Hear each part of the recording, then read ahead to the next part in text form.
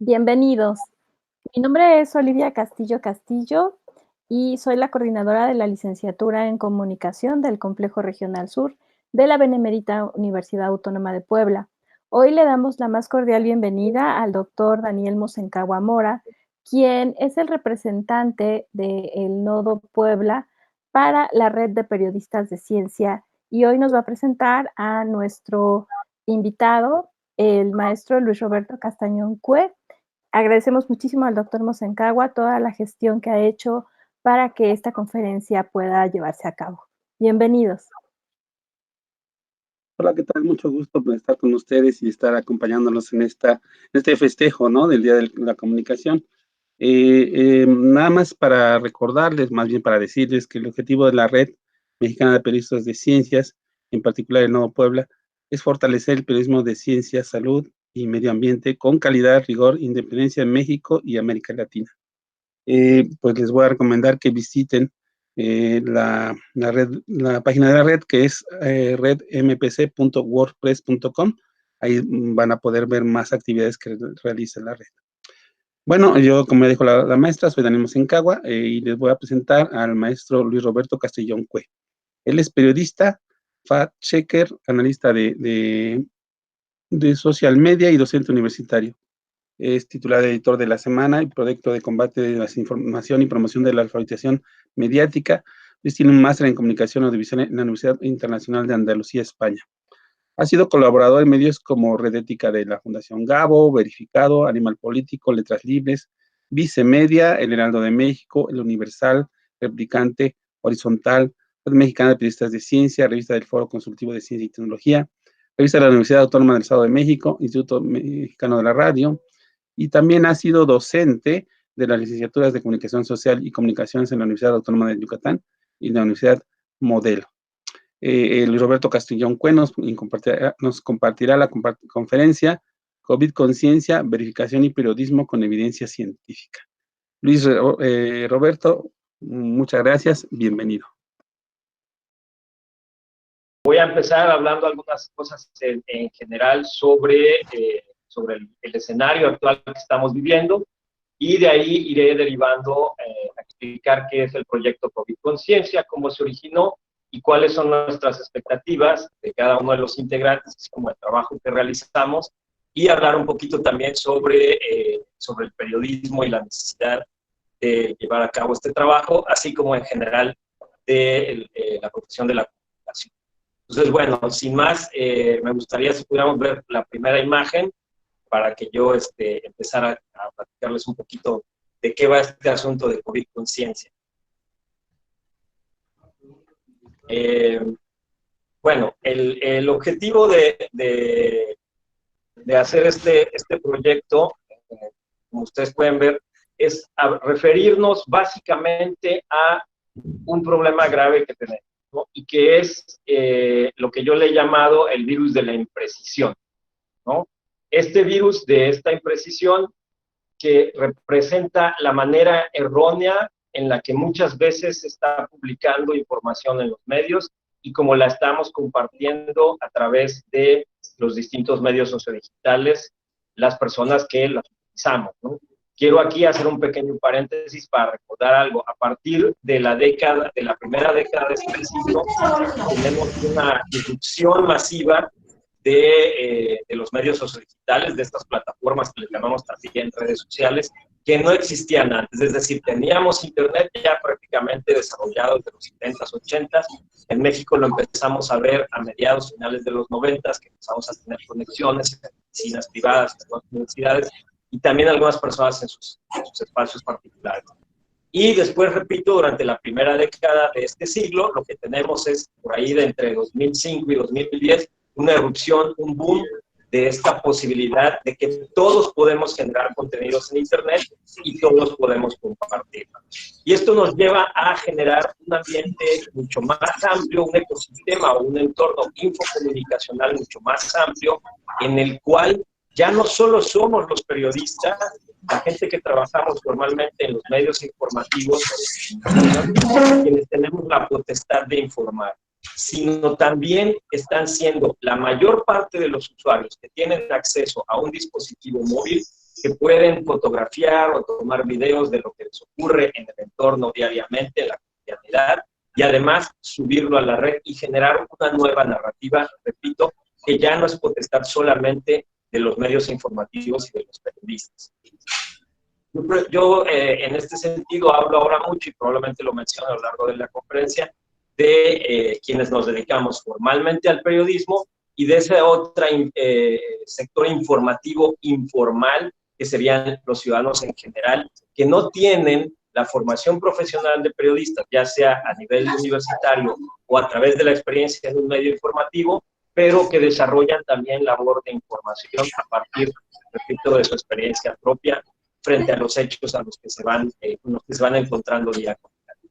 Entonces, yo hablaba de dos virus a los que nos estamos enfrentando actualmente durante esta pandemia. Uno es el que ya conocemos, el virus SARS-CoV-2, que es el que produce la enfermedad llamada COVID-19, y el otro virus es el de la imprecisión.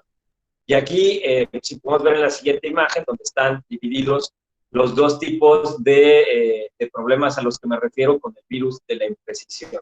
¿Qué es lo que genera este virus de la imprecisión en el manejo de la información? Principalmente información de carácter científico o información sobre salud animal y salud humana en este escenario en el que estamos viviendo actualmente. Esto lo que genera son dos niveles de interpretación. Repito, si jugamos con esta analogía a la que yo me estoy refiriendo, hablo del virus de la imprecisión, que se derivaría en dos, digamos, formas o cepas de este virus, que serían la interpretación errónea que ocurre debido a la falta de experiencia, a la falta de oficio, al manejar información de carácter científico o sobre salud, o cualquier otro tipo de información, ya sea de parte de los periodistas o principalmente, repito, por falta de experiencia de los usuarios de las redes, es decir, del contenido generado por el usuario. Y el otro tipo, o la otra cepa de este virus de imprecisión, es aquella interpretación que se hace a modo, que tiene un sesgo y que tiene además un interés particular y que lleva a dos fines objetivos generalmente: a generar información engañosa con el propósito de obtener recursos, de llamar la atención, de generar emociones y actualmente, en el caso que estamos viviendo, incluso generar falsas esperanzas. ¿Okay? Estos son, repito, los dos formas, o como me gusta llamarlas en esta analogía, dos cepas de la desinformación, perdón, de la imprecisión, que serían estos dos niveles de interpretación errónea de los contenidos. Perdón, tuve aquí una interrupción, pero ya está arreglado. Bueno, entonces a eso era lo que me refería. Y esto, ¿qué es lo que está generando? Si podemos ver en la siguiente imagen, pues bueno, esto lo que está generando, si ya la están ustedes viendo, es un virus mucho mayor o una epidemia muchísimo mayor que acompaña también a la pandemia de COVID-19, y que es lo que le ha llamado la Organización Mundial de la Salud y la Organización de Naciones Unidas una infodemia, es decir, un exceso de información que nos está llegando de distintas fuentes de manera cotidiana, prácticamente hora tras hora, y que estamos consumiendo a veces sin ninguna medida y sin ninguna restricción. Y esto lleva, a su vez, o más bien contiene dentro de esta infodemia, la otra infección informativa, como me gustaría llamarla, siguiendo con la analogía, que es la desinformación. Entendiendo la desinformación como aquel proceso en el cual un sector de población, un grupo específico o un individuo, por intereses particulares, construye discursos, mensajes o contenidos alternos a la realidad con el objetivo de satisfacer sus propios intereses, que pueden ser económicos, ideológicos y políticos. Es decir, y bueno, los entendemos en este sentido. Los ideológicos son los que tratan de implementar alguna corriente de pensamiento de carácter incluso religioso o moral o social, Los económicos, bueno, tienen que ver con simplemente generar información falsa para poder atraer muchas visitas hacia los portales web o hacia las redes y generar ingresos a partir de esto. Y los políticos, bueno, son más bien de interés político partidista, que corresponden a las instituciones político partidistas a través de las campañas que hacen para también tratar de jalar adeptos a sus causas. En ese sentido hablamos de desinformación. ¿Y qué es lo que estamos viendo durante este tipo de escenarios como la pandemia de COVID-19? Un incremento en la cantidad de desinformación que proviene de los grupos opositores político-partidistas, de los gobiernos, y con esto estoy hablando en plural porque no me refiero estrictamente solo al caso de México, sino también a lo que ocurre en otros países, que pueden contaminar el debate público o la información que necesitamos los ciudadanos sobre lo que está ocurriendo con la pandemia de COVID-19. Bien, eso por una parte.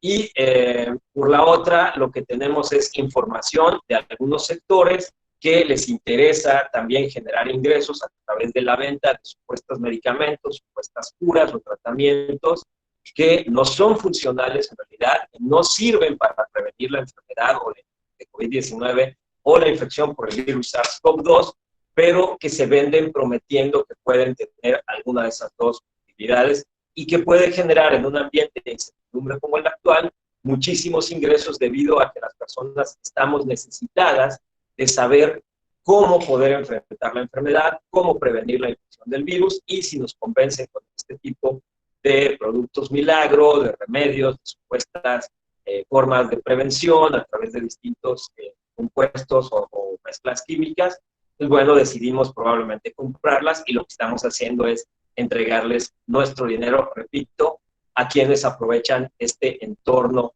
de incertidumbre. Entonces, bueno, frente a todo este escenario, si vemos que podemos pasar a la siguiente imagen, bueno, lo que podemos señalar es que en este ambiente de incertidumbre, la única certeza es que no existen certezas. Es decir, cuando enfrentamos crisis, ya sea crisis sanitarias como la actual, crisis ocasionadas por desastres naturales, crisis de naturaleza sociopolítica, generalmente se producen huecos de información. Es decir, hay tantos actores y tantos hechos involucrados que controlar el flujo de información o tener todos los datos sobre lo que está ocurriendo puede ser complicado. Y esto no tiene que ver estrictamente con que alguno de los actores que puedan manejar la información la esté reservando o la esté guardando con algún interés oscuro o pernicioso para la sociedad. Tiene que ver con que el mismo proceso de generar los datos y la información puede ser complejo, puede ser complicado o puede ser lento dependiendo de dónde se tienen que obtener los datos. Y esto, repito, lleva a que se generen vacíos o huecos informativos que sentimos la necesidad de ver cubiertos, repito, para poder enfrentar la incertidumbre, reducir este margen de lo incierto al nivel mínimo posible y contar con aquellas certezas posibles. ¿Por qué afirmo que lo que menos podemos tener son certezas en este sentido? Y específicamente en el tema que estamos hablando de el trabajo científico y de la salud frente a la pandemia de COVID-19. Porque estamos hablando de un virus completamente nuevo. Es decir, ¿existen antecedentes de coronavirus? Sí, hay muchos coronavirus que afectan tanto especies animales como han afectado ya al ser humano.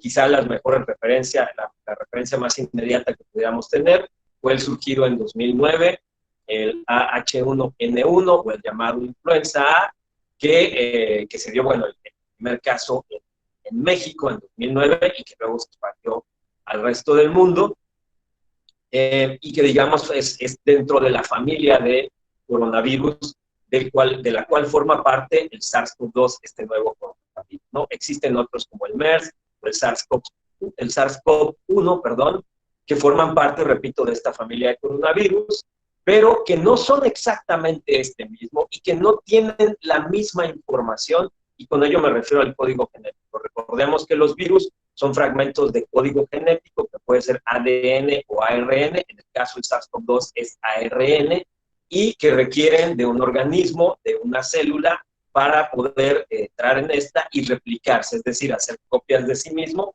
que es la manera en la que se produce la infección, y cuando tienen actividad en el organismo, entonces se desarrolla la enfermedad. Repito, es un virus completamente nuevo, incluso se está terminando de establecer cuál es no solamente el origen del virus, sino la manera en la que transitó de especies animales hacia el ser humano. Son investigaciones que todavía están en proceso, y esta propia naturaleza desconocida del virus es la que hace que todos los proyectos o todas las investigaciones que se están realizando nos estén aportando datos nuevos continuamente. Es decir, puede haber el resultado de una investigación haber sido de alguna manera concreta o con suficiente evidencia, para decirlo mucho mejor, a finales de enero pasado, y probablemente mañana o pasado o ayer, y no nos hemos enterado, hay un nuevo proyecto de investigación en ese mismo sentido que ya entregó otro resultado. Y entonces tenemos que cambiar esa certeza que teníamos por una nueva. Entonces, a esto me refería cuando yo decía que la única certeza que tenemos actualmente es que no hay prácticamente certezas y que la información está cambiando continuamente.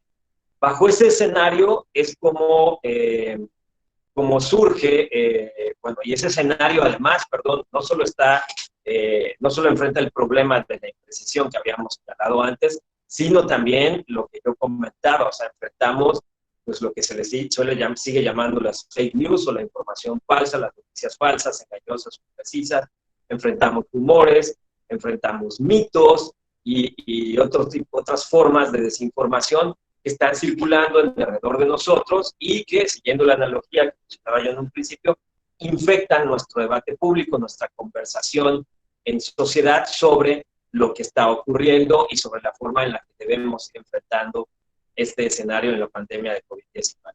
Dentro de este escenario es que se da esta conclusión, este esfuerzo un poco casual, de alguna manera, porque la Red Mexicana de Periodistas Científicos estaba haciendo un trabajo, como lo hacen siempre, ellos, a través de cada uno de los integrantes de la red, que trabajan reporteando para distintos medios, publicando en estos.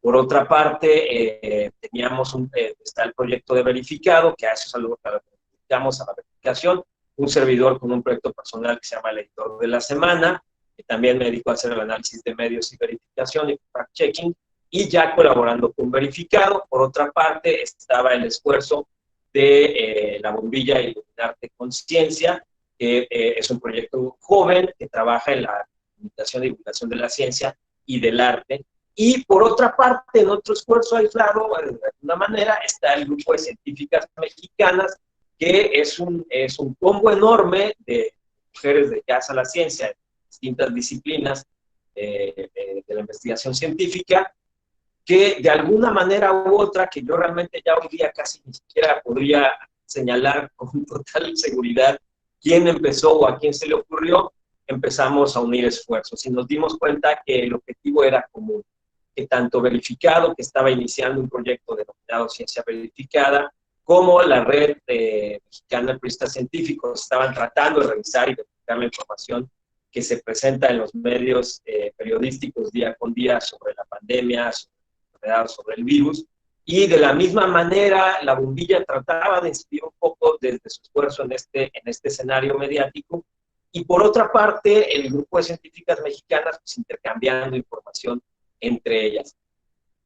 Este mismo escenario, repito, de incertidumbre nos llevó a conjuntar el esfuerzo, y eso es, si lo podemos ver en la siguiente imagen, bueno, ahí están también los logotipos de quiénes somos, digamos, nuestra presentación de Verificado, la Red Mexicana de Periodistas de Ciencia, el editor de la semana, la bombilla Iluminarte Conciencia y el grupo de científicas mexicanas, que somos quienes hemos realizado este esfuerzo. Y como dice también, si lo podemos ver en la siguiente imagen, que si mal no recuerdo creo que ya es la final, pues bueno, lo que tenemos es un esfuerzo colaborativo de verificación periodística, pero basado estrictamente en evidencia científica. ¿Y por qué hago énfasis en decir que basado estrictamente en evidencia científica? Porque la metodología de la verificación obedece a distintos tipos de fuentes dependiendo la información que nos vayamos enfrentando, que es publicada en los medios. Digamos, la mayoría en general de la información que se verifica hoy día en los distintos medios que han surgido de fact-checking en el mundo, principalmente está relacionada con la información político-partidista y gubernamental e institucional. Es decir, aquello que que es del dominio público, que llevan a cabo los poderes públicos y que está basado en sus discursos o en la presentación de información o en sus actividades, ¿no? Y esto es lo que hacemos, es verificar si ese tipo de elementos son reales, si las acusaciones entre los bandos político-partidistas también son reales, si tienen fundamentos, si hay sustentos, si hay documentos, si hay datos, si hay evidencias de que lo que se está diciendo es real. Y por otra parte está, bueno, toda esta enorme conversación pública que existe del contenido generado por usuarios, es decir, lo que todos compartimos desde nuestras distintas experiencias o vivencias que grabamos, que recuperamos en video o en fotografía, o que alguien nos cuenta y que publicamos a través de medios sociodigitales como Facebook, como Twitter o como WhatsApp, por ser, digamos, los principales en el caso de México, un poco menos el caso de Instagram, en términos de usarse para información. Y bueno, pues no señalaría yo tanto el espacio de TikTok, porque si bien es una red emergente que está teniendo muchísimo auge actualmente, no tiene digamos, no tiene un uso de carácter informativo, sino es muchísimo más, aunque hay algunos esfuerzos ya, pero es básicamente mucho más de entretenimiento, ¿no? Entonces, bueno, entre todo ese escenario, empieza ahora a fluir mucha más información relacionada con la salud y relacionada con el tema científico. ¿Por qué? Porque como decía yo antes, ahora lo que más necesitamos son certezas que vengan de un sector en específico, y ese es el sector académico y científico. Es decir, frente a un escenario nuevo que nos plantea un virus completamente nuevo, necesitamos trabajar en el espacio de la ciencia para poder obtener respuestas. Bueno, no digamos necesitamos un servidor, sino quienes a ellos se dedican, hombres y mujeres que integran la comunidad científica y que están trabajando desde que por primera vez se caracterizó este virus, se identificó qué era y los distintos síntomas que tenía en un principio y otros que se han ido descubriendo en las últimas semanas incluso, sobre las distintas maneras en las que el SARS-CoV-2 afecta el organismo humano y probablemente otros que vayamos a ir hallando en este camino, además que principalmente está enfocado a el hallazgo de una vacuna, que hasta lo que sabemos ahora pudiera ser quizá la mayor certeza que podamos llegar a tener. Es decir, ¿cuándo va a terminar todo esto? ¿Cuándo vamos a poder tener más certidumbres dentro de lo que está ocurriendo? Pues probablemente cuando ya tengamos una vacuna.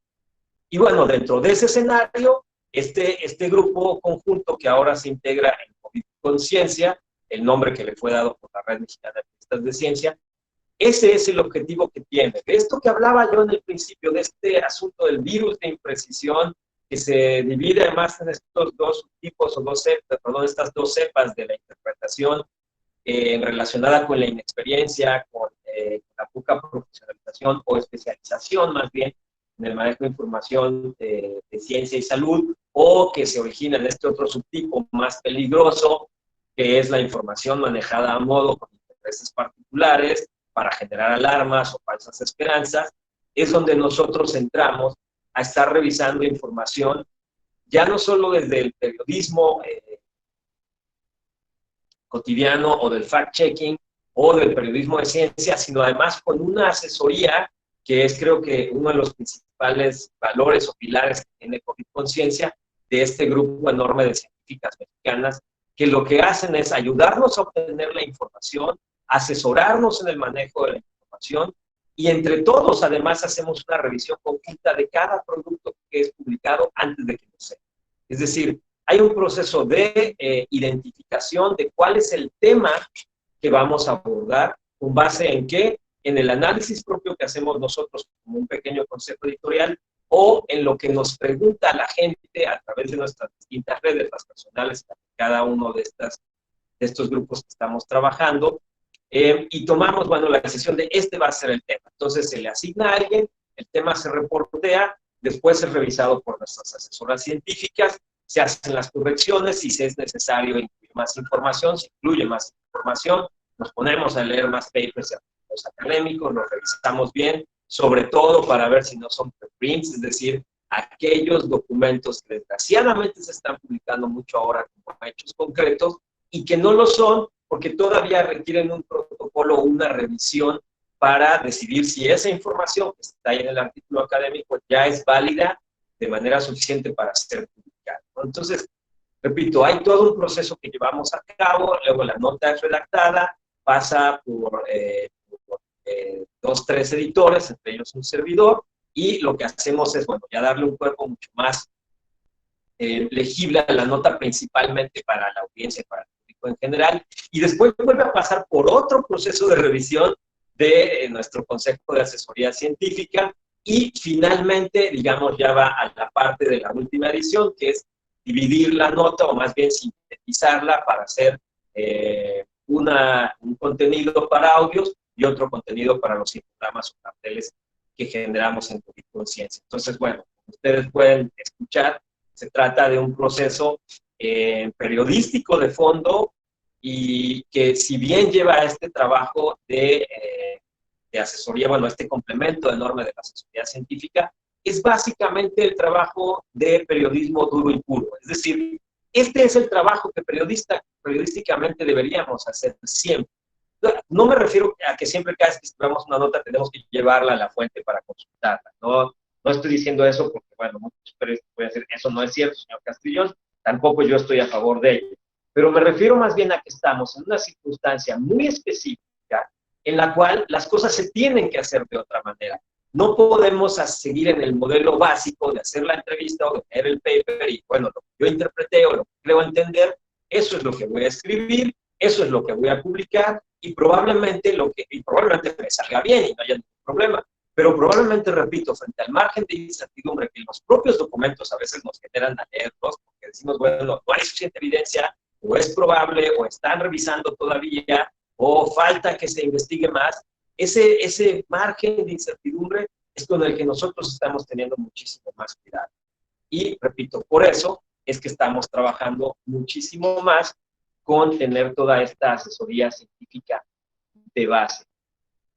Y reitero, ¿no?, que es al punto al que iba, la digresión, es que esto es periodismo duro, es decir, es acudir a la mayor cantidad de fuentes posibles a verificar cada uno de los elementos o datos que tenemos antes de publicar. Y después de eso, hacer todavía una nueva revisión o una verificación propia, interna, de la manera en la que estamos redactando, repito, para que pueda ser entendible para la población en general, que los datos que estamos manejando, que estamos utilizando para que quede muy bien asentada la información con la mayor precisión posible antes de pensar siquiera publicar. Entonces, es un poco como un proceso en el cual revisamos, analizamos, bueno, consultamos primero entre nosotros, consultamos con la audiencia de nuestras redes, definimos un tema, lo reporteamos, lo verificamos bien, revisamos si hay rumores al respecto para poder aprovechar y despejarlos dentro de ese mismo documento. Recurrimos a la mayor cantidad de fuentes posibles de carácter documental, hacemos la mayor de las entrevistas que sean necesarias también para tener información de especialistas, expertas, expertos, y luego además lo sometemos a esta revisión o a esta verificación por parte de nuestro grupo asesor de científicas mexicanas. Y eso es lo que nos permite tener un producto muchísimo más concreto que puede ser muchísimo más útil para quien pueda tener acceso a este. Ahora, ¿dónde estamos nosotros, digamos, distribuyendo esta información? A través de nuestras redes. ¿Qué es lo que hemos utilizado? Si ustedes quieren ver los ejemplos, los pueden ver buscando tanto en Facebook como en Twitter el hashtag COVIDConciencia, y ahí van a encontrar algunos de los trabajos que hemos realizado, repito, y además están publicados en la página de Mercado, también están en el blog de la Red Mexicana de Periodistas de Ciencia, está también en la página de La Bombilla Iluminarte Conciencia, y también en la cuenta de Twitter de Científicas Mexicanas. Entonces, ahí estamos también, además, tratando de abarcar hemos hecho algunos convenios con algunos medios informativos, radio, digitales, para que estos compartan la información de manera que podamos llegar a la mayor cantidad de gente posible. Esto, sabemos, es un esfuerzo complicado. ¿Por qué? Porque el principal problema con la desinformación, y esto creo que hay que señalarlo, es que apela generalmente a las emociones. Es decir, aquello que nos indigna, nos enoja o nos emociona, que va de acuerdo con lo que pensamos o lo que sentimos, es a lo que más le hacemos de alguna manera caso cuando estamos compartiendo información a través de las plataformas o medios sociales. Y en un escenario como el actual, este nivel de lo emocional crece. Decía yo, este nivel de incertidumbre y de falta de certezas es mucho más grande porque tenemos más huecos informativos. ¿Qué es lo que estamos buscando las personas básicamente en la información que recibimos actualmente? Esto, digo, no es que yo lo sepa, ya hay algunos estudios al respecto y eso es a lo que me estoy refiriendo. Lo que estamos buscando básicamente son dos cosas. Una, tener una certeza sobre cuándo el escenario de movilidad social va a cambiar. Es decir, cuándo vamos a poder salir de nuestros hogares y reincorporarnos a aquello que llamábamos la normalidad, es decir, la vida en el planeta pre-COVID-19.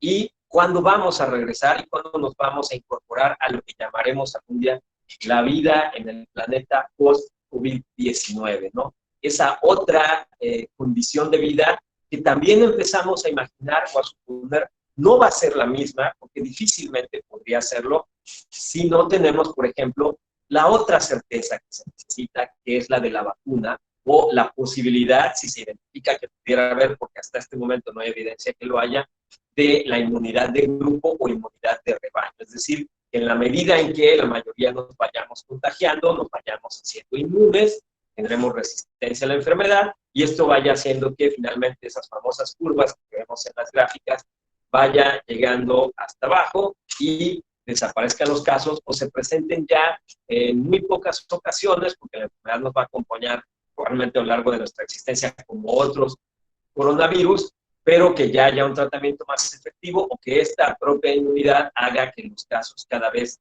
vayan siendo mucho menos, ¿no?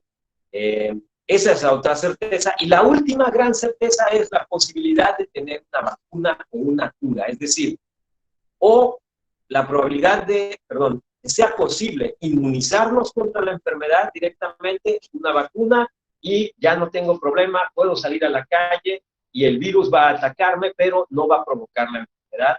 O la otra, que existan uno o más medicamentos que se puede identificar que efectivamente combaten al virus y permiten que las personas infectadas puedan curarse de esto, puedan tratarse mientras el virus está teniendo su ciclo hasta que queda inactivo completamente.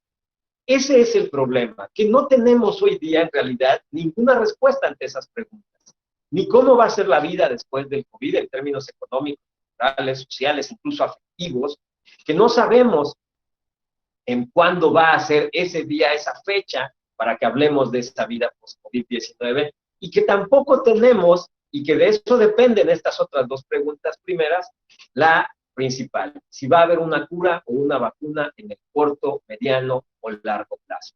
Y esos huecos informativos, esa falta de certidumbres, es la que se están llenando de falsas promesas o falsas esperanzas sobre medicamentos, sobre tratamientos, sobre el número de casos de contagios, la tasa de letalidad, la tasa de mortandad, que son todos esos datos, además, que nos están llegando día con día y de los cuales de alguna manera tampoco podemos aislarnos porque es de lo que todos estamos hablando, porque es el tema más apremiante.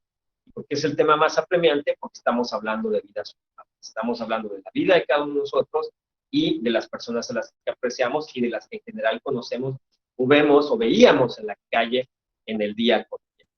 Entonces, ese enorme escenario es al que COVID Conciencia se está enfrentando y en el que continuamente estamos viendo y revisando temas, bueno, citar algunos ejemplos, ¿no? Que si la ivermectina, que es un antiparasitario, servía para curar por la COVID-19 porque destruía el virus, pero sí, nada más que solo se habla de pruebas in vitro, es decir, y se han hecho algunas pruebas en animales de laboratorio, pero no hay pruebas en seres humanos. Están haciendo estudios, pero en este momento no hay pruebas en seres humanos que puedan dar evidencia suficiente de que si tomo ivermectina voy a prevenir la infección por el virus de SARS-CoV-2.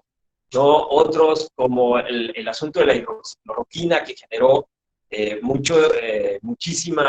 muchísimo la atención, porque se identifica en una prueba clínica en Francia por un grupo de investigadores de conocido prestigio, pero bueno, luego se señala que el estudio pues no fue hecho con los protocolos necesarios, que es dudoso sus resultados, y bueno, que también habían muchos efectos colaterales negativos. Sin embargo, la información es utilizada luego por el presidente de Estados Unidos, Donald Trump, que dice que sería el gran game changer, que es esta frase del eslogan estadounidense, cambiador de juego, es decir, aquello que le da completamente el giro a una situación, y se empieza a promover el medicamento, la gente sale a comprarlo porque es un producto que también se encuentra fácilmente en el mercado, llamado entre otros Plaquenil, y que es un medicamento para personas que padecen inmunosupresión y algunos otros padecimientos que lo necesitan. ¿Y qué fue lo que sucedió? Que de pronto este medicamento se acabó en las farmacias y las personas que ya lo necesitan por otro tipo de enfermedades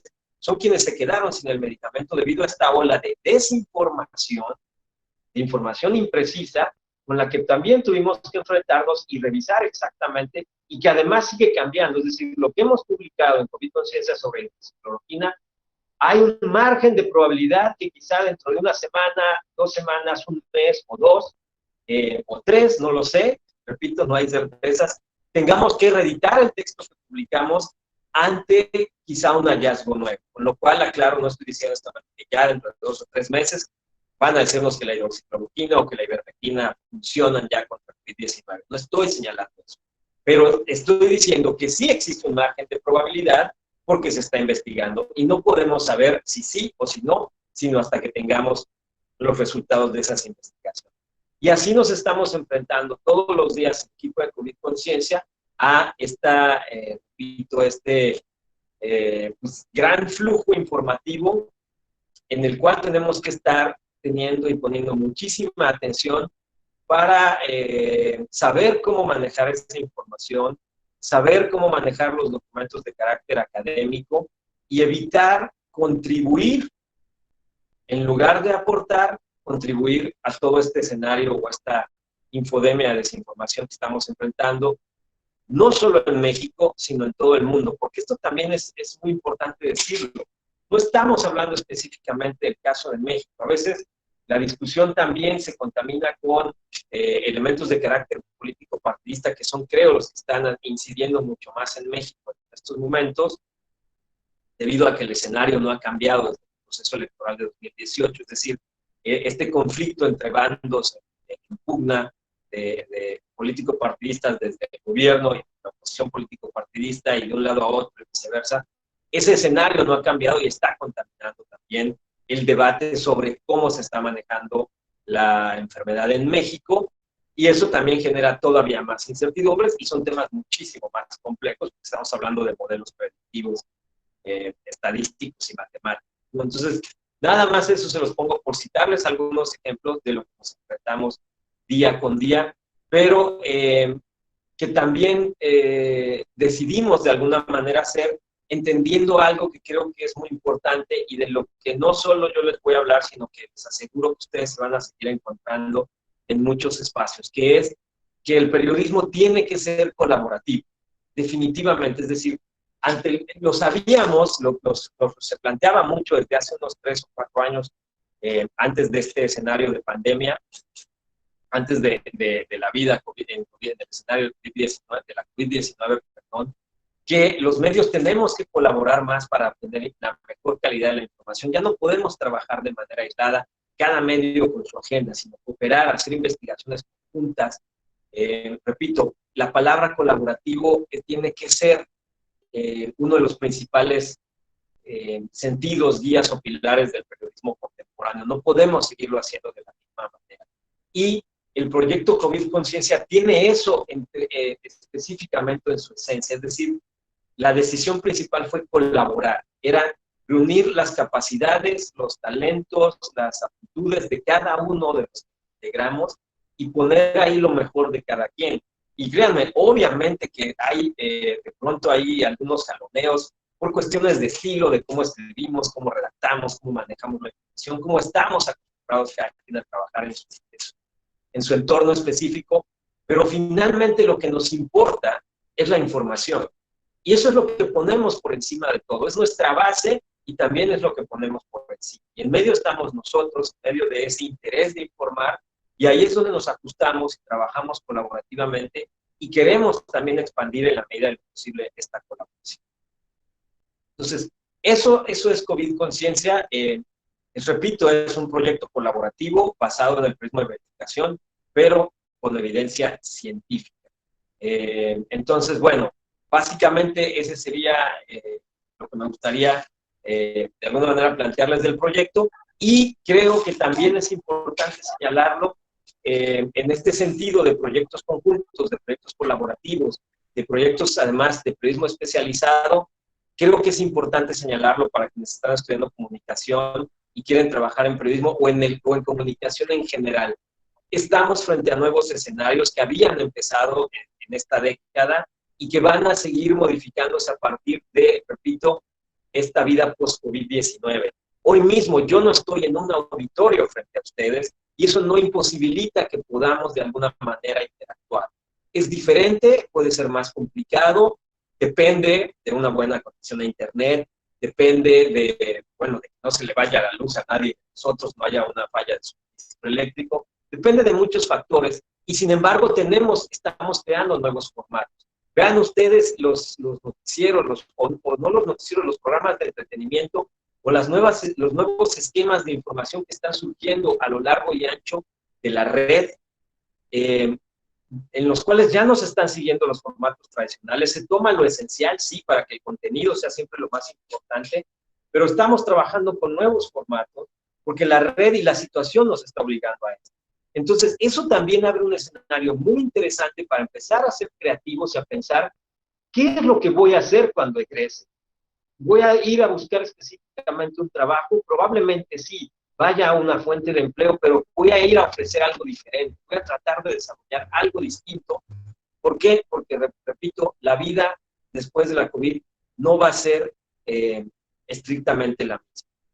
Y bueno, con eso me gustaría a mí cerrar la parte de la charla y, pues bueno, estamos abiertos a sus preguntas y, bueno, iba a decir sus preguntas y respuestas, más bien a sus preguntas para poder responderlas en la medida del tiempo que podamos continuar.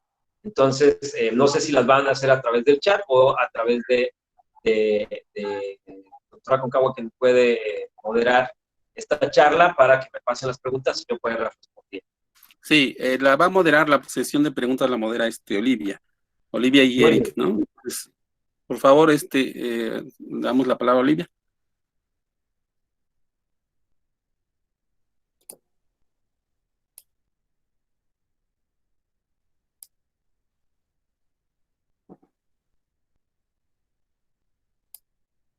Mientras tanto, pues quisiera agradecer la presencia de Ceci Montero, que pues es la vicepresidenta de la Red Mexicana de Periodistas de Ciencia, y a Leida Rueda, que es la presidenta de la Red Mexicana de Periodistas de Ciencia. Muchas gracias por acompañarnos y por estar aquí. Muy bien, Olivia. Sí, perdón, algo pasó con el micrófono que no lo podía encender. Sí, tenemos ya una pregunta que tiene que ver con el aspecto político que ya nos mencionaba Luis Roberto, y es este tema de la desinformación ligada a la emoción, porque Ricardo P. pregunta qué pasa con la desinformación que se encuentra en los medios, pero sobre todo en términos político-partidistas, ¿no? ¿Qué es lo que está pasando a este respecto y cómo se puede contribuir a que exista una información mucho más clara y verificada? Creo que en ese sentido va la pregunta. Ok, entonces, bueno, lo que él pregunta es cómo enfrentar o cómo contribuir, bueno, más bien enfrentar o combatir este escenario de desinformación que está contaminado por lo político partidista. Creo que es uno de los escenarios más complicados. Hacer verificación y hacer periodismo no es generalmente un proceso sencillo, es muy apasionante y hay toda una metodología para hacerlo, pero cuando se contamina del asunto político partidista se puede volver más complicado porque lo que se presenta principalmente son los sesgos. Y estos sesgos tienen que ver no solamente con los intereses particulares de cada uno de los bandos político-partidistas en pugna, sino de quienes los siguen. Es decir, no es tan complicado hacer la verificación de la información o de los datos que provean alguno de estos dos bandos enfrentados, sino lo complicado es convencer a quienes siguen alguno de esos dos bandos que esa información que proviene de uno de los dos o de los dos es información engañosa, imprecisa o falsa. Y en ese sentido, lo que, repito, se vuelve complicado es convencerlos y evitar que compartan esa información cuando se está presentando de alguna de estas dos partes, ¿no? Eso sería lo más complicado. Ahora, ¿cómo podemos contribuir? Es difícil, repito, porque implica la parte más emocional, pero es tratar de ser muy enfático con los datos y dar la mayor cantidad de evidencias posible.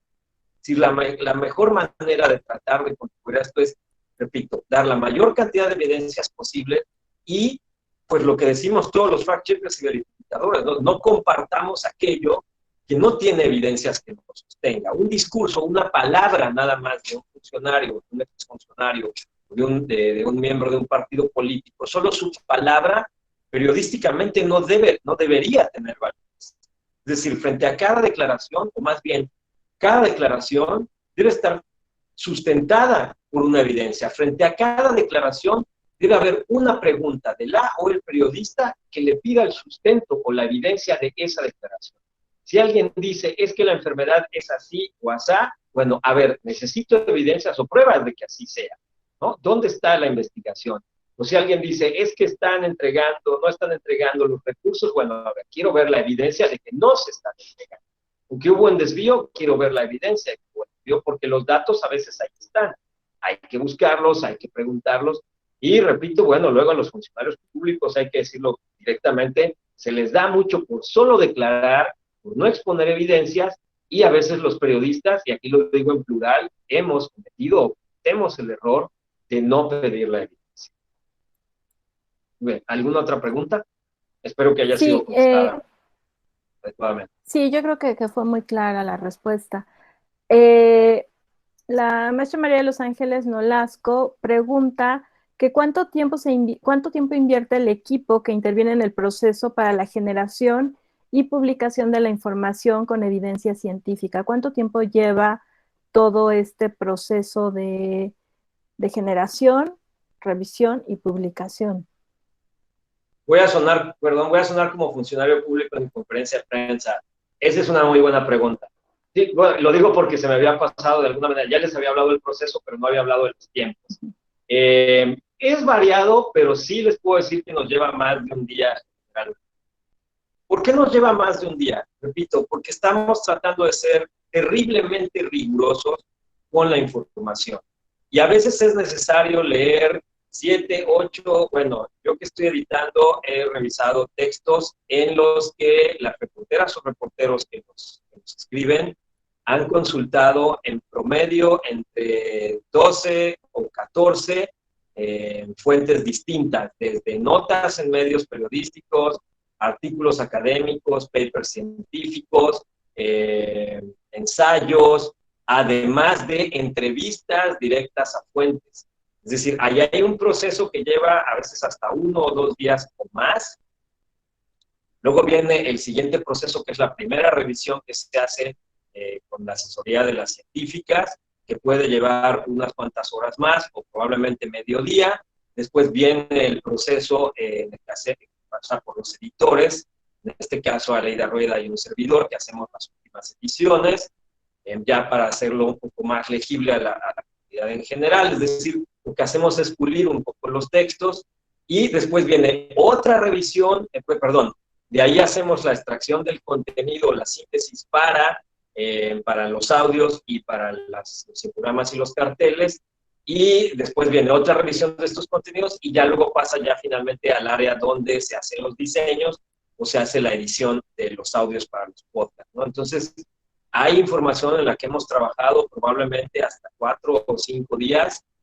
Obvio que no estamos hablando de un proyecto que esté basado en la inmediatez. Creo que ninguno de nosotros lo perfiló en ese sentido, ni la gente de Verificado, ni de la red, ni de la bombilla, ni científicas mexicanas, ni un servidor. Habíamos pensado en esto como un proyecto de respuesta inmediata. Eso sí, tratamos de responder en el menor tiempo posible, ¿no? Pero lo que priorizamos es la información sobre el tiempo. Muchísimas gracias. ¿Alguien que quiera hacer una pregunta directa? Porque en el chat no tenemos preguntas.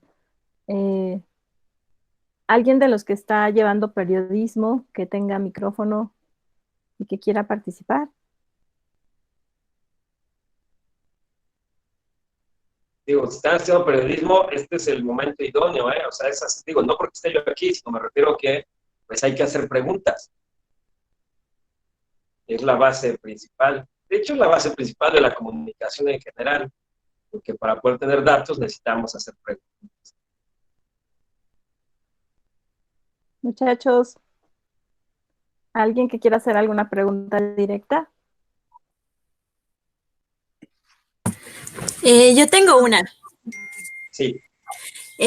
Bueno, nosotros ahorita estamos llevando periodismo y estábamos analizando un poco de las conferencias de prensa que, pues, como todos sabemos, están saliendo. Entonces a mí me gustaría saber qué opinas sobre los periodistas que participan en estas conferencias de prensa.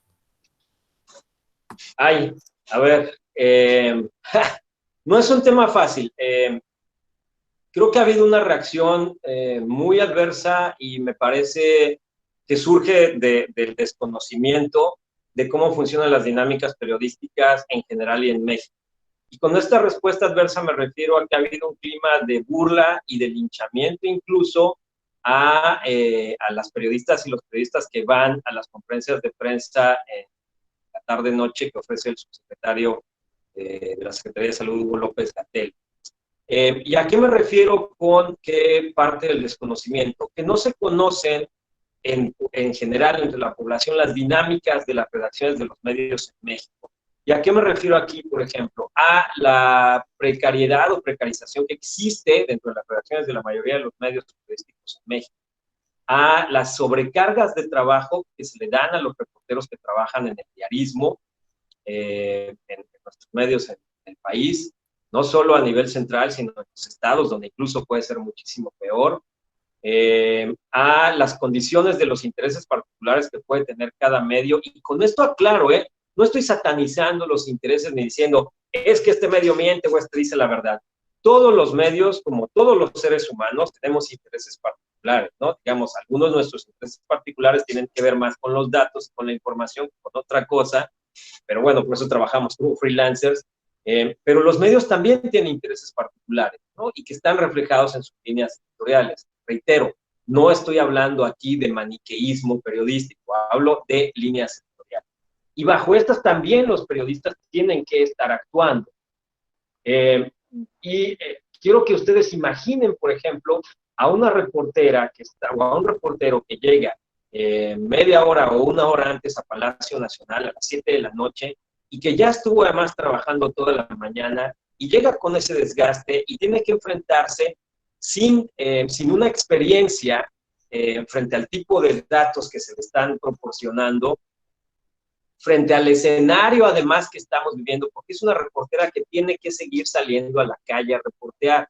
No está reporteando desde casa, está todos los días en la calle, yendo de la redacción a distintos puntos, es decir, además sabe que está expuesta a la enfermedad y tiene que entrar ahí a Palacio Nacional y viene después de todo este proceso, todo este desgaste, obviamente está ante un margen de error mucho más amplio que pudiera tener en condiciones generales. Me refiero a lo que conocíamos como lo que yo llamo la vida pre-COVID-19. Y la vida periodística pre-COVID-19 no es la misma que actual. Voy a poner un ejemplo muy específico. No recuerdo el nombre de la reportera, e incluso si lo supiera, me lo reservaría por proteger su identidad, para evitar que pudiera otra vez estos ataques contra de ella, que cuando se habló de cómo se iba a hacer la reconversión de los hospitales, de algunas zonas hospitalarias dedicadas a otro tipo de atención, a unidades de cuidado intensivo, ella hizo la pregunta hablando específicamente del escenario de la Ciudad de México y le preguntó al subsecretario López-Gatell si se tenía previsto algún protocolo para condiciones de sismos. Es decir, si en un escenario en el que una institución de salud pública se viera saturada, además ocurriera un sismo, si la dependencia estaba, o los hospitales estaban listos para actuar en congruencia ante esto. El doctor fue muy enfático y contestó de manera muy abierta diciendo que la mayoría de los hospitales ya cuentan con protocolos frente a este tipo de imponderables como son los sismos, porque sabemos que no se pueden pronosticar y mucho menos predecir. Es decir, ocurren, y además ocurren sismos prácticamente todos los días. Uno nada más tiene que entrar a la página del Sismológico Nacional y ahí revisa todos los días el sismo, ¿no? Distintas magnitudes, algunos los sentimos, algunos no. Entonces, ¿existe un protocolo en los hospitales? Sí, sí existe. ¿Se podría trastocar con la actual situación? Sí, pero también ya está considerado. Y la pregunta me parece completamente válida. ¿Por qué? Porque da una certeza ante cualquier otra persona que pudiera estárselo preguntando. Sin embargo, esto ocasionó después una ola de burlas. Incluso yo llegué a ver memes con la imagen de la reportera que decían, doctor, ¿y si llueve? O sea, como burlándose de una pregunta completamente válida. Entonces, yo lo que opino es eso, que creo que estamos viendo también en esto que calificamos como, ay, la pregunta absurda o la pregunta tonta, o mira esta, y el insulto, viene usted la línea que me insulto es preferencia, reportero, o reporteros vendidos, o están haciendo, ahí estamos ya viendo lo peor del periodismo en México. No, lo que nos está reflejando es las condiciones de precarización, de falta de los medios, que son quienes tienen que apoyar la profesionalización y la especialización de sus reporteros, y la falta, hay que decirlo, de periodistas especializados en el manejo de información científica y de información académica. Eso es lo que estamos viendo. Y creo que ese abre un enorme campo de incidencia de las instituciones públicas para hacer trabajos de investigación sobre eso que hoy estamos viendo y cómo podríamos empezar a solucionarlo en ese mundo que insisto en llamar del post-COVID y del periodismo post-COVID. Muchas gracias. Ya tenemos otras preguntas por acá. Una es, ¿cuántos medios actualmente están difundiendo la información que generan? Esta es una pregunta de Carlos Hernández. A ver, te debo el dato, no tengo el dato preciso, pero creo que ya tenemos como 4 o 5 más, 4 o 5 medios aliados aparte de los que somos, ¿no? Aparte verificado de la red, de Villa Iluminarte Conciencia, de un servidor en las redes, el editor de la semana, y de las redes de científicas mexicanas. Si no me equivoco, ya son 5 o 6 medios que están difundiendo la información. Estamos también, bueno, Aleida Rueda se ha encargado principalmente de hacer este trabajo de buscar estas alianzas. Se está trabajando en algunos otros, no los puedo mencionar porque no hay todavía los convenios ya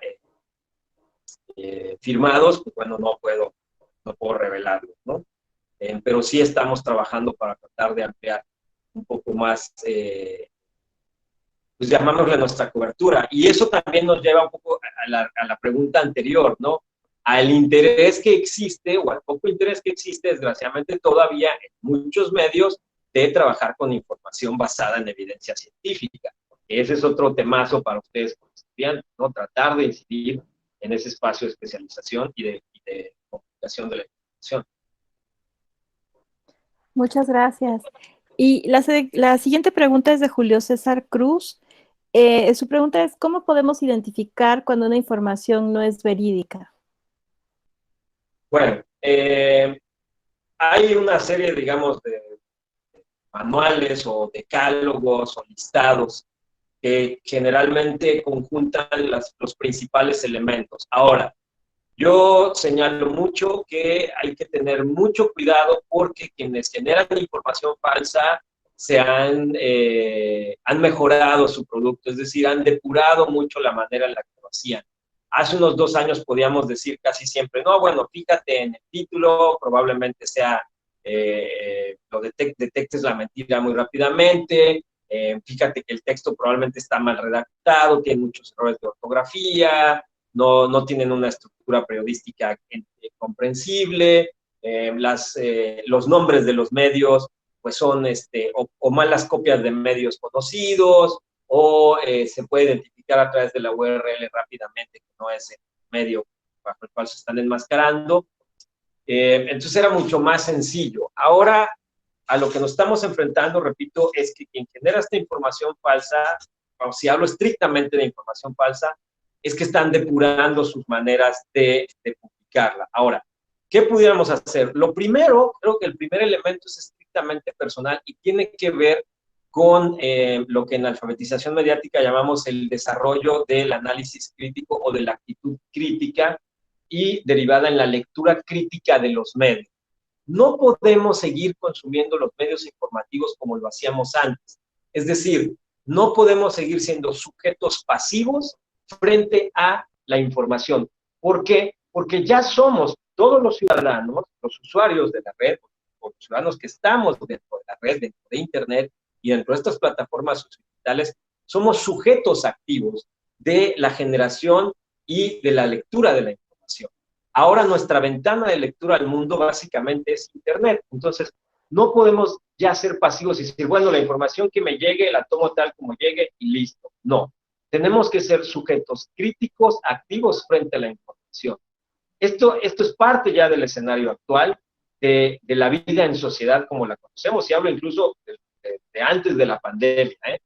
Entonces, lo primero tiene que ser que tenemos que tener una actitud crítica frente a la información, es decir, poner la razón antes que la emoción, y entonces ahí vamos a poder identificar elementos como, repito, que los titulares de las notas generalmente apelan a emociones, apelan a la emoción, apelan al enojo, o apelan a la alegría, a generar esperanzas, a generar expectativas, alegrías, o también, perdón, son aquellos títulos que son muy sesgados o identificables con aquello en lo que ya creemos o pensamos o a favor de lo que está.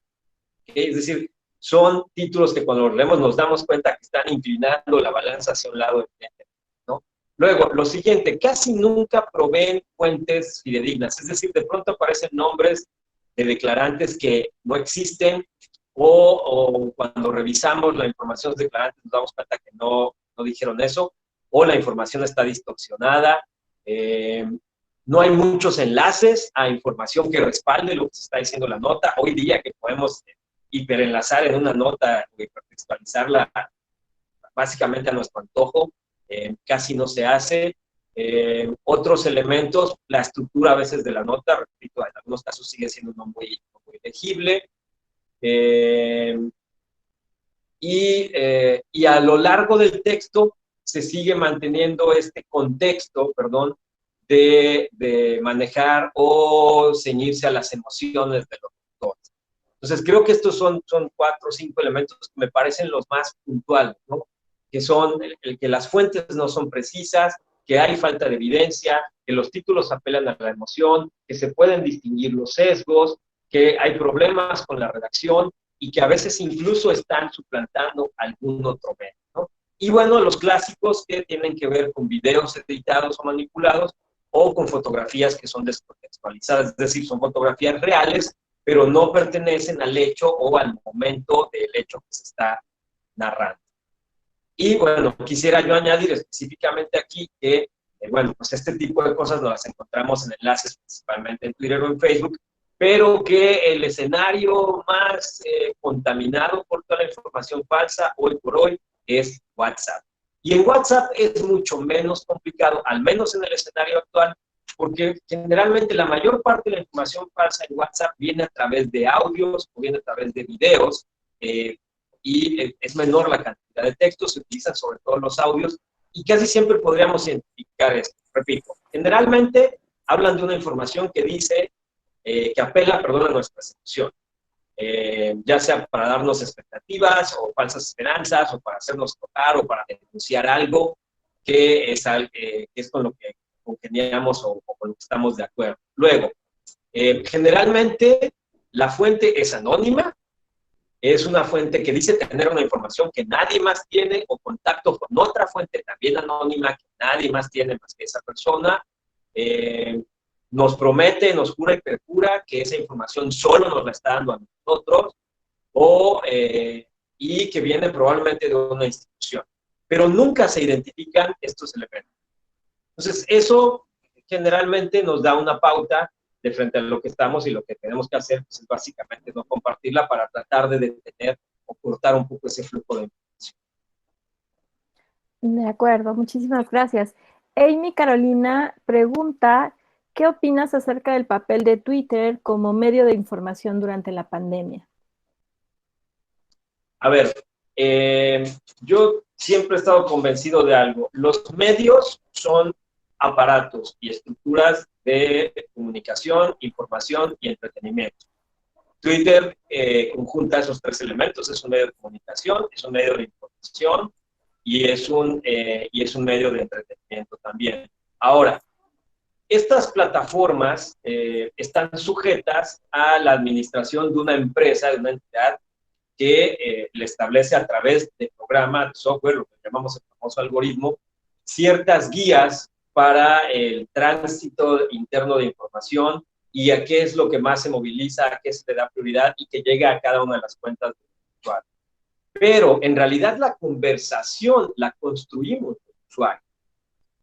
Entonces yo no demeritaría a Twitter per se como herramienta, pero creo que el problema está en los usuarios de Twitter. Yo soy a veces muy reacio de usarla. Me parece que, al menos en el caso de México, es una herramienta que se contaminó mucho con el debate político partidista y que además se ha vuelto un espacio virtual muy agresivo. Es decir, donde lo que menos se apela es a la evidencia, al dato o al argumento y muchísimo más al insulto y a la descalificación. Aclaro, eso no quiere decir que la herramienta no sea útil, porque también revisar esas discusiones nos provee de información. Insisto, si enfrentamos esa información como sujetos activos y no pasivos del grupo y la generación de contenidos de información, la vamos a poder también utilizar de manera crítica. Y entonces convertimos una herramienta que puede estar contaminada en una herramienta útil. ¿Para qué? Para generar información o para adquirir información a partir del análisis del mismo, ¿no? Creo que en el escenario de la pandemia, además, está funcionando muy bien también, y eso lleva a otro elemento. A nadie nos obliga, ni en Twitter, ni en Facebook, ni en WhatsApp, ni en Instagram, ni en TikTok, ni en ninguna plataforma, nos obligan a seguir, a ser follower o amigo o contacto de nadie. Nosotros elegimos a quienes seguimos y nosotros elegimos a quienes descartamos. El problema es que generalmente estamos construyendo cámaras de resonancia donde descartamos a todo aquel que piense distinto y solamente queremos asimilar a todo aquel que piense como nosotros. Y lo que hacemos es reducir este enorme mundo informativo a pequeños munditos, a pequeñas cámaras de resonancia, donde solo estamos repitiendo con otras voces lo mismo que ya sabemos creer. Lo que hay que hacer más bien es crear nuestros propios perfiles a partir de la mejor información posible y de las mejores voces posibles a seguir. Y de vez en cuando también seguir a todos estos otros grupos. Debo decirles, yo personalmente, y lo digo sin vergüenza alguna, que además es parte del trabajo, yo estoy en un grupo en Facebook de terraplanistas y yo en ningún sentido creo que la Tierra sea plana, ¿no? La Tierra es una piedra semiesférica, es una esfera perfecta, pero no es plana. Y sin embargo, estar en el grupo a mí me provee de mucha información sobre cómo se estructuran los mensajes y los contenidos de gente que cree que la Tierra es plana.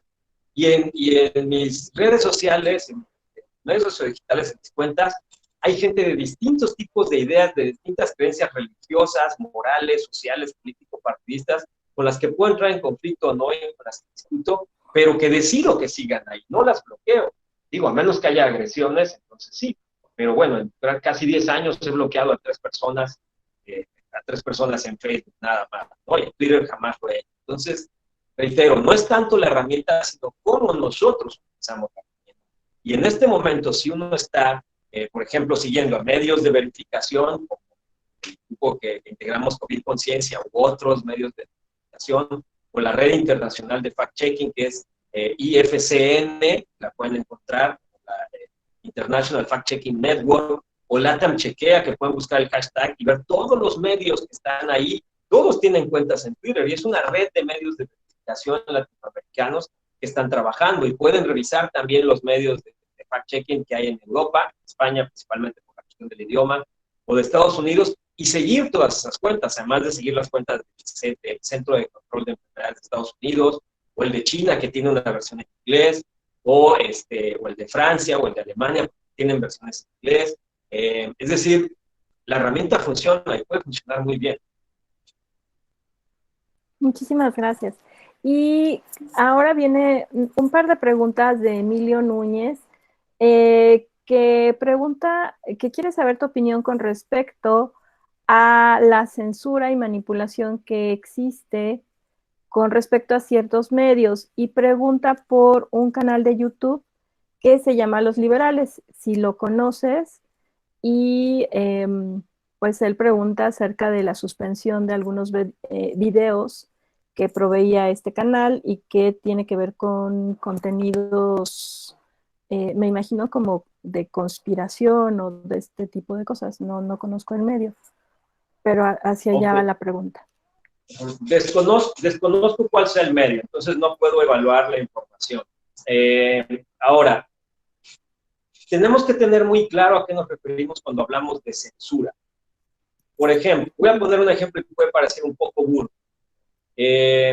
Con toda la libertad que yo tenga para expresarme, porque está consagrada en el artículo 6º constitucional, en el caso de la República Dominicana, y en los otros países también hay artículos sobre, bueno, legislaciones que están en sus constituciones sobre libertad de expresión.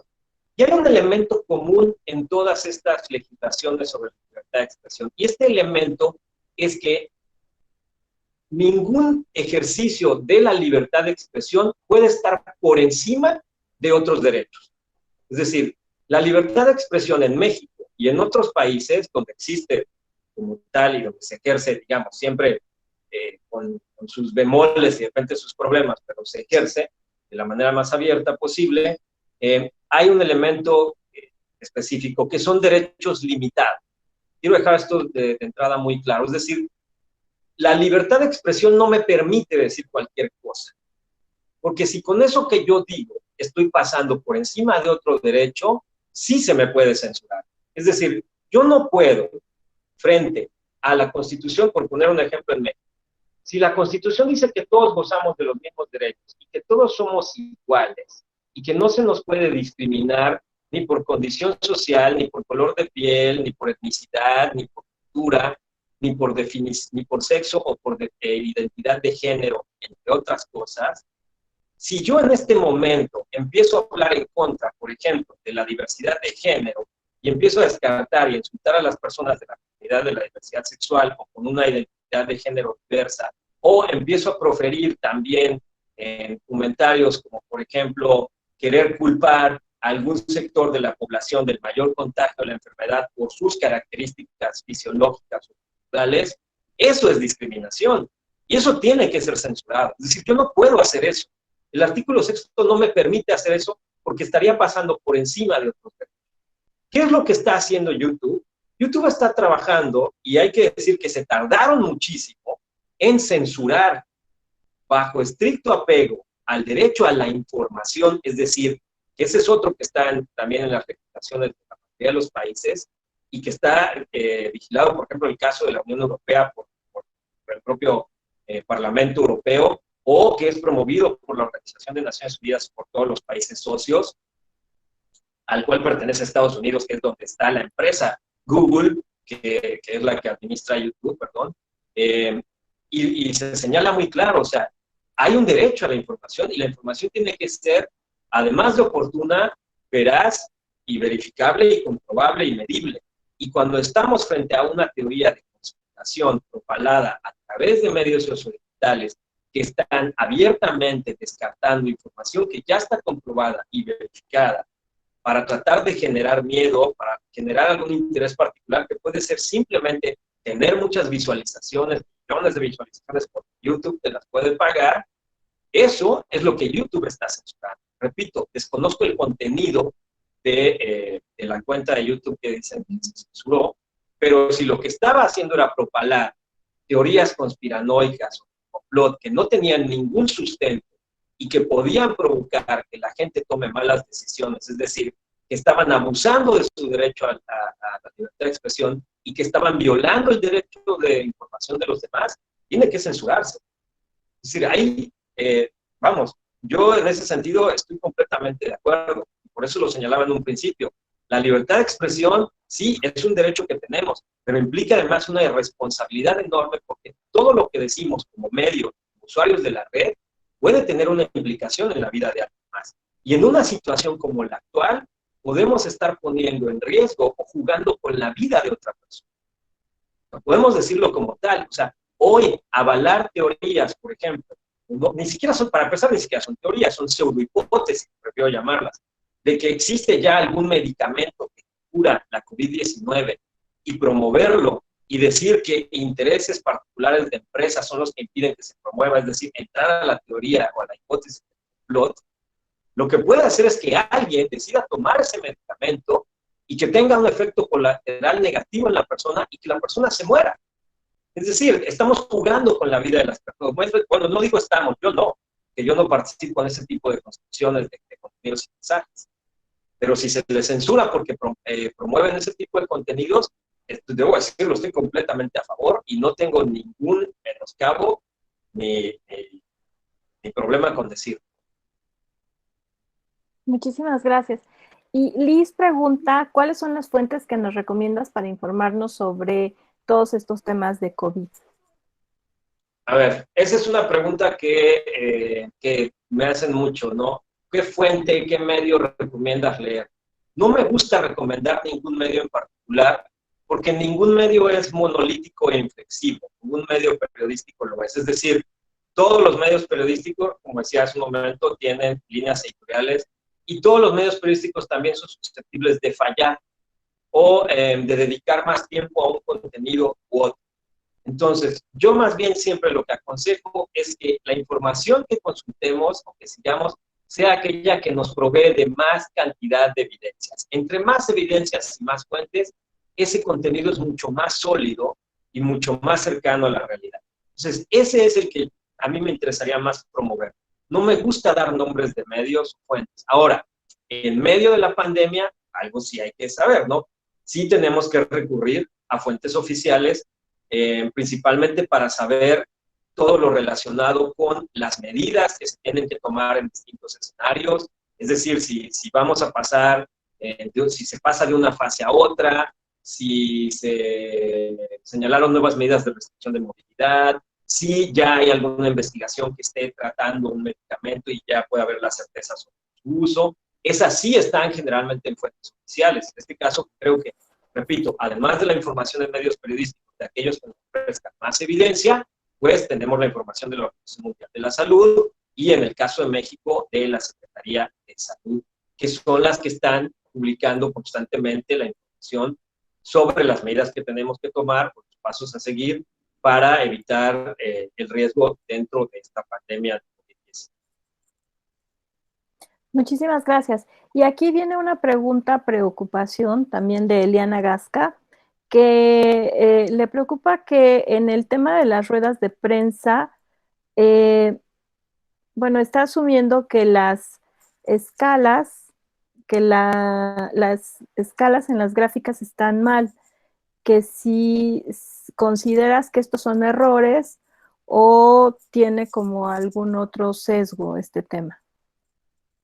A ver, creo que ese es el tema más politizado, y por ahí voy a empezar, es el tema más politizado que existe hoy en México.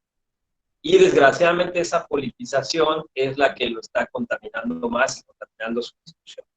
Vamos por partes. Número uno, lo que se presenta cada noche en las conferencias de la Secretaría de Salud son modelos predictivos. Es decir, no pueden ser cifras exactas nunca.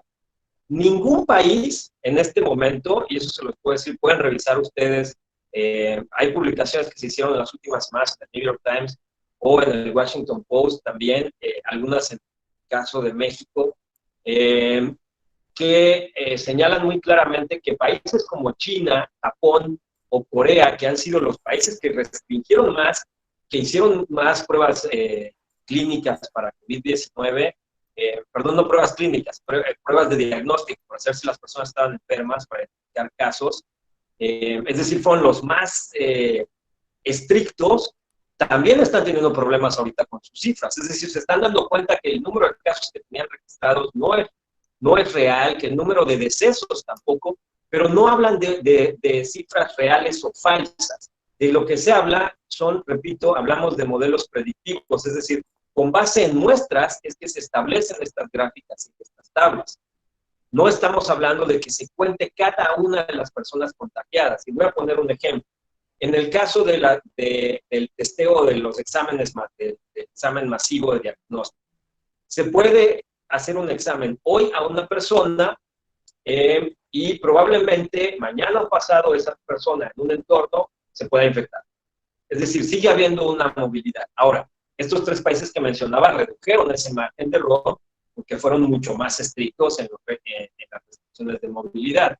En el caso de México, hemos sido menos estrictos, pero no solamente por una cuestión de autoridad, sino porque es necesario, porque el 56% de la fuerza ocupada, de la fuerza económica ocupada en México, está en el sector informal. Es decir, no podemos pedirle a todo el mundo que se vaya a su casa, porque si de por sí estamos teniendo ya un escenario económico difícil, sería mucho peor.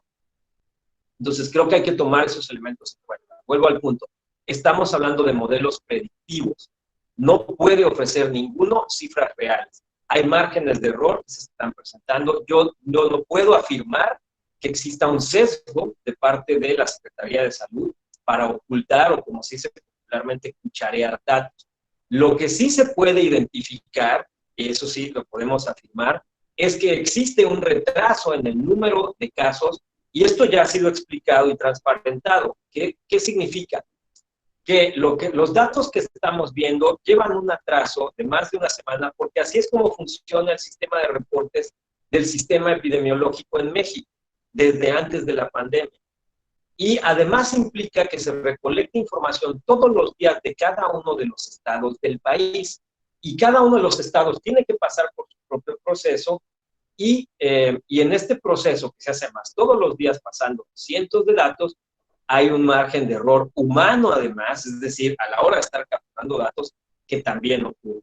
Ahora, el modelo matemático que se está siguiendo en México ya no es solo el modelo Centinela para monitorear cuántos casos probables existen y a partir de esos dar una estimación del número de casos. La autoridad ha sido clara en decir, bueno, este es el número, pero hay un factor de multiplicación que puede cambiar y que se ha estado también informando cómo va cambiando.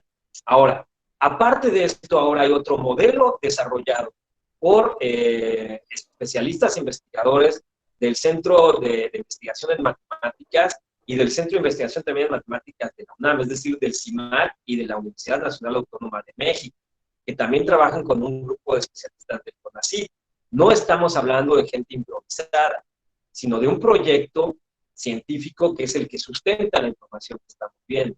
Desde esa perspectiva, pensar en que tenga un sesgo, me parece que es más bien parte, y no estoy acusando a quien hizo la pregunta en ningún sentido, sino señalando que es básicamente mucho más responde hoy día a que se ha contaminado en esta discusión político-partidista, porque es el elemento mucho más fácil de criticar. ¿Por qué es el más fácil de criticar? Porque las cifras no son ni van a ser exactas, reitero, son modelos predictivos. Y en ese sentido son mucho más fáciles de criticar.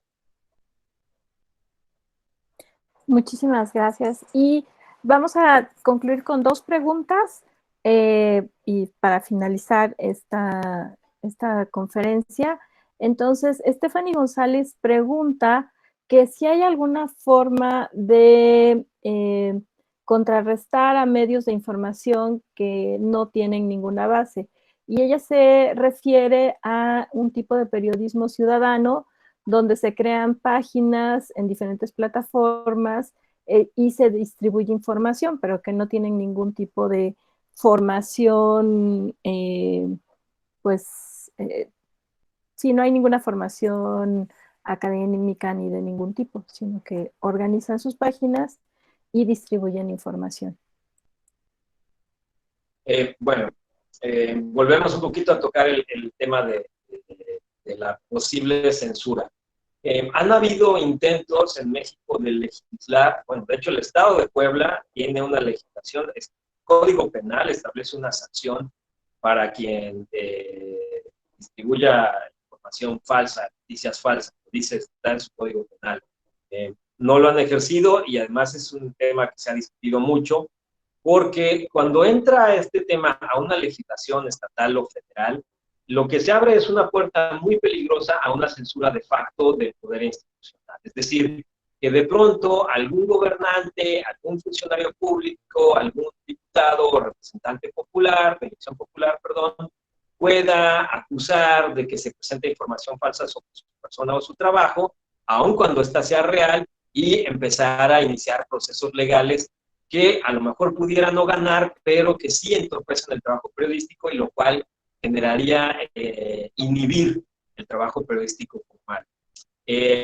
Ahora, el asunto de la desinformación, o el problema más bien de la desinformación, es como el virus SARS-CoV-2. O sea, llegó para quedarse, no es algo que vamos a eliminar.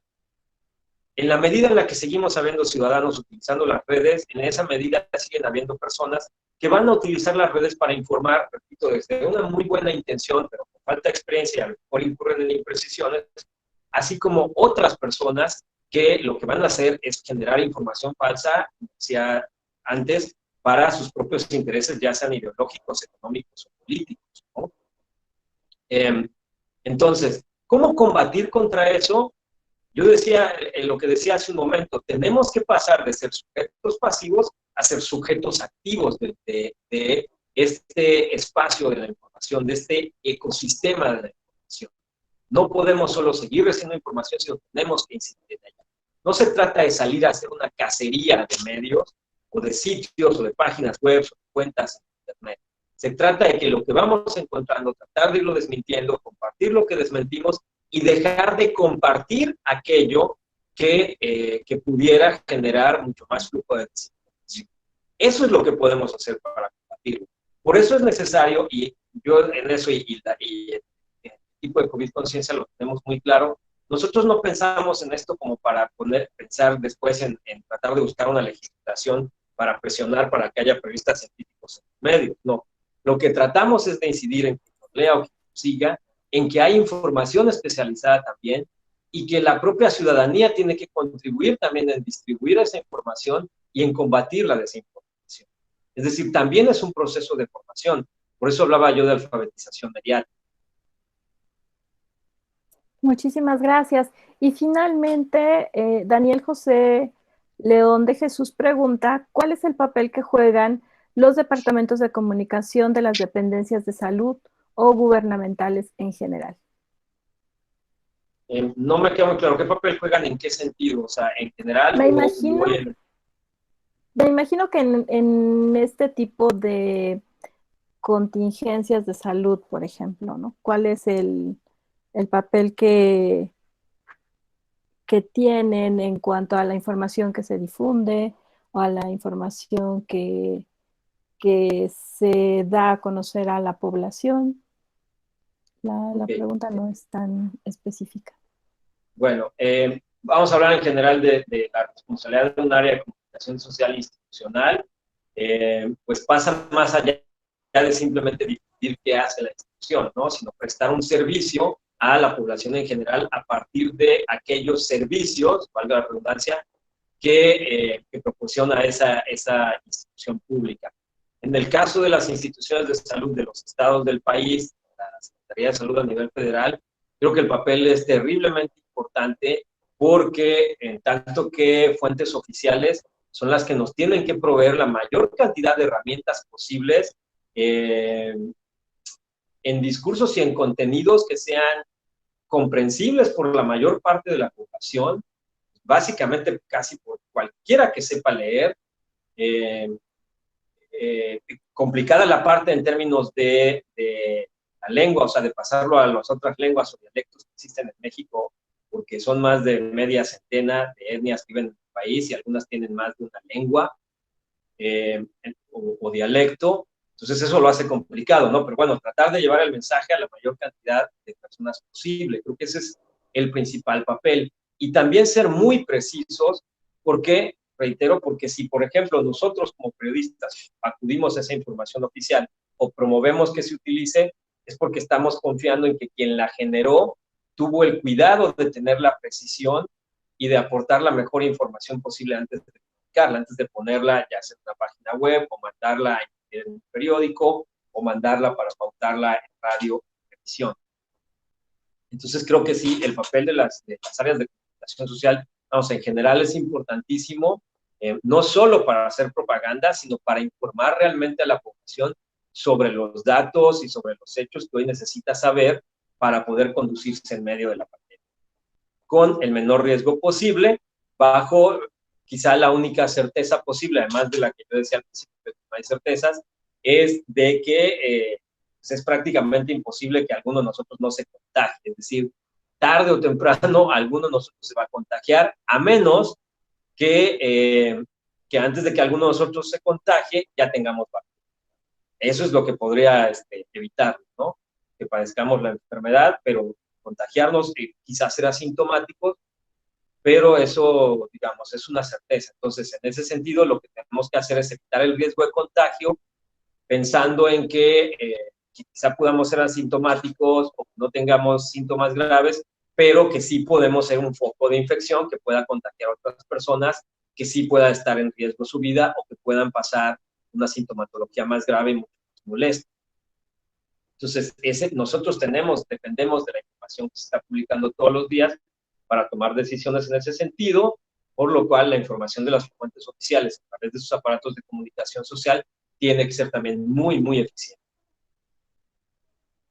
Pues, Luis Roberto, a nombre del Complejo Regional Sur, de nuestra licenciatura en comunicación, estamos profundamente agradecidos. La verdad es que nos diste muchísimas líneas por las que podemos discutir en nuestras distintas áreas. Entonces, estamos de verdad muy, muy agradecidos. Le agradecemos muchísimo al doctor Mosencagua, que va a ser el cierre de esta conferencia. Muchas gracias. Así es, Luis. Pues muchísimas gracias por haber compartido con nosotros.